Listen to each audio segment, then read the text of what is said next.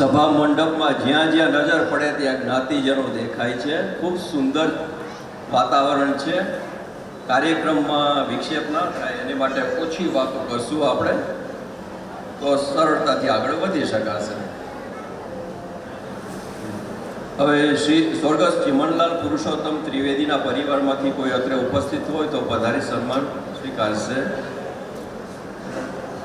અને ઉમેદભાઈને વિનંતી છે કે આ સન્માન એવું આપશે. કોઈ છે?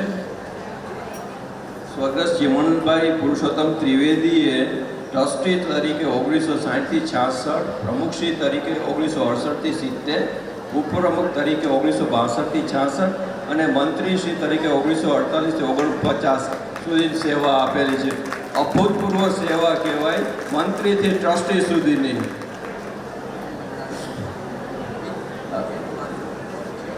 હા, હાજી, ખૂબ સુંદર વાત કરી એમના પરિવારમાંથી. દર રવિવારે વિદ્યાર્થી ભુવનમાં ગાયત્રી યજ્ઞ થતો હતો. સંસ્કાર સિંચન, બ્રાહ્મણોને તો જનોઈ હોય અને જનોઈ એટલે ગાયત્રી. ખૂબ સરસ જાણકારી આપવા બદલ ખૂબ આભાર.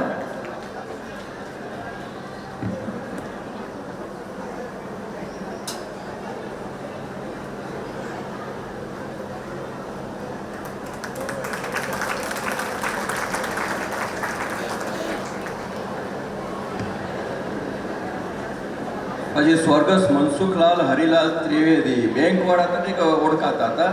એમનું સન્માન લેવા માટે કિરીટભાઈ દેવી પ્રસાદ, એમના પરિવારમાંથી કોઈ અન્ય આવેલું હોય રસીલાબેન કિરીટભાઈ ત્રિવેદી સ્વીકારે છે. મનસુખભાઈ ટ્રસ્ટી તરીકે 1966થી 69, 1983થી 1989 અને પ્રમુખ તરીકે 1964થી 1966 સુધી સેવા આપેલી છે. કેટલાક જ્ઞાતિજનોને મદદ કરી છે એનો કોઈ હિસાબ નહીં હોય. આ બધા જ્ઞાતિ હિતેચ્છુ એટલા હતા કે કોઈને જરૂર હોય નોકરીની ભલામણ કરે, નોકરી મળી જતી હતી.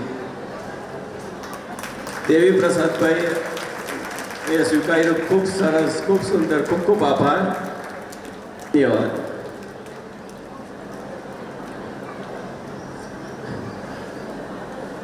આપણા ટ્રસ્ટી રજનીભાઈ શાંતિલાલ ત્રિવેદી માટે તો અત્યારની પેઢી પણ જાણે છે. લગભગ ઐતિહાસિક ઘટના કહેવાય. 100 વર્ષના ઇતિહાસમાં આશરે 50 વર્ષ સુધી ટ્રસ્ટી તરીકે સેવા આપેલી છે. વકીલ તરીકે એનું નોલેજ જ્યાં જરૂર પડે ત્યાં 1 કે 2 વાક્યમાં આપણને સમજાવી દે કે શું કરવું જોઈએ ને શું ના કરવું જોઈએ. એવા રજનીભાઈ માટે એમના નાના ભાઈ કિરીટભાઈ અત્રે પધારેલ છે ગાંધીનગરથી. તેઓએ 1969થી 2018 સુધી ટ્રસ્ટી તરીકે સેવા આપેલી છે. વ્યવસાયે વકીલ હતા, હૃદય કવિનું હતા, સંગીતમય વાતાવરણમાં જીવતા હતા. અને વકીલાતમાં એ 2 વિકલ્પ હોય છે, ફોજદારી અને દીવાની. ફોજદારીમાં ગુનેગારને ખોટો કે સાચો ઠેરવવો પડે તો એ મૂકી અને દીવાની વકીલાત જ સ્વીકારેલી. એટલે કેટલી ઉચ્ચ વિચારધારા. આ બધા જ્ઞાતિજનો, જ્ઞાતિ રત્નો છે. આ બધા માટે જેટલી જાણકારી છે એ પ્રસ્તુત કરું છું કે જેથી કરીને આપણને ખબર પડે કે આપણો સંસ્કાર વારસો શું છે.